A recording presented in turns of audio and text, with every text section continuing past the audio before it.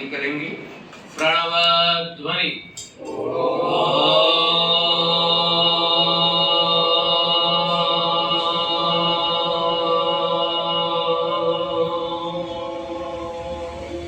भगवान मेरी नैया उस पार लगा देना, अब तक तो निभाया है आगे भी निभा देना।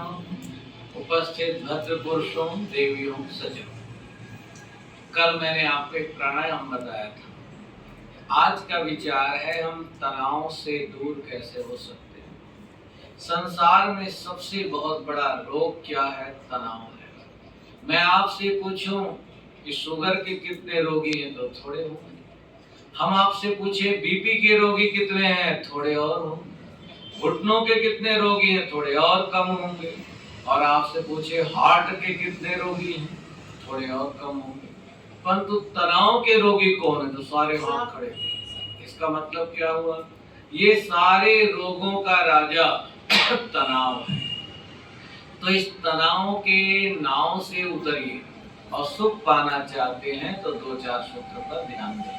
पहला सूत्र है आग्रह न रखें, दूसरा है विग्रह न करें, और तीसरा है पूर्वाग्रह से ग्रसित न हो, और चौथा है दुराग्रह न करें। आग्रह, इसका मतलब किसी प्रकार का अपेक्षा न रखें। दुख क्यों हो रहा?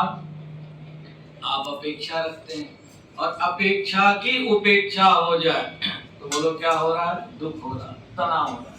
आप बच्चे पैदा करते हैं, परवरिश कीजिए, अच्छी तालीम दीजिए, परंतु अंदर से अपेक्षा मत रखो कि बुढ़ापे में मेरा सहयोग करेगा।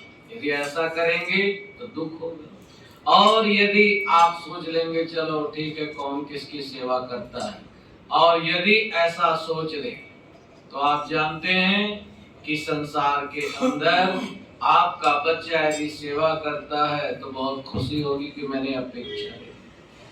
दूसरों से तुलना करने वाला व्यक्ति सदा अशांत रहता है। भगवान ने सबको दो आंखें दी, वही दो पैर दे, परंतु अरबों लोग इस धरती में हैं, सबके चेहरे अलग अलग हैं। तो कभी आप तुलना मत करो किसी से, और तुलना करोगे तो दुख हो जाता है संसार के अंदर। और सबसे बड़ा दुख का कारण क्या? व्यक्ति अभाव से दुखी नहीं है, दूसरे के प्रभाव से दुखी। दूसरे की उन्नति को देखकर आप खुश हो रहे हो तो आप टेंशन नहीं होगे। आप देखो पेड़ पौधे खिल रहे हैं, परेशान नहीं है, टेंशन में नहीं है। बड़ा पेड़ खड़ा है, वो अपना बड़ा पेड़, छोटे छोटे पौधे लहलहा रहे हैं। और दूसरी बात आती है अपेक्षा। जैसे आप अपेक्षा कर लेते हो, जैसे मैं जाऊं तो सब मुझे खड़े होकर नमस्ते करें।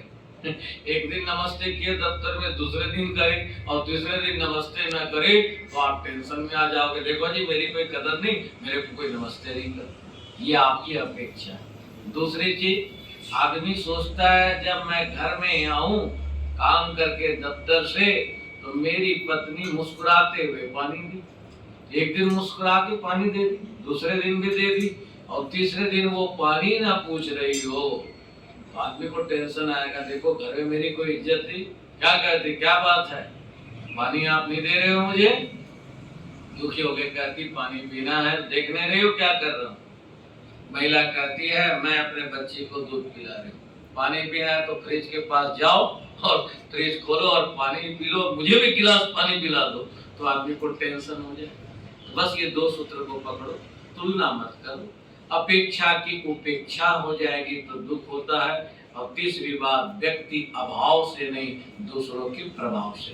पहला सूत्र आग्रह, बाकी दिनों में बताएंगे। दूसरा है जुबान से विग्रह मत करो, इससे दुख तनाव हो जाता है।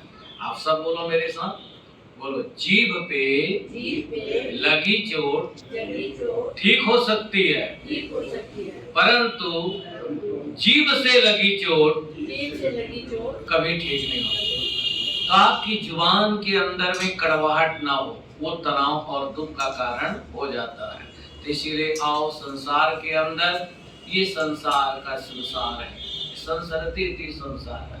तो बस इसी के साथ दो बातें कहकर वाणी को विराम देते हैं।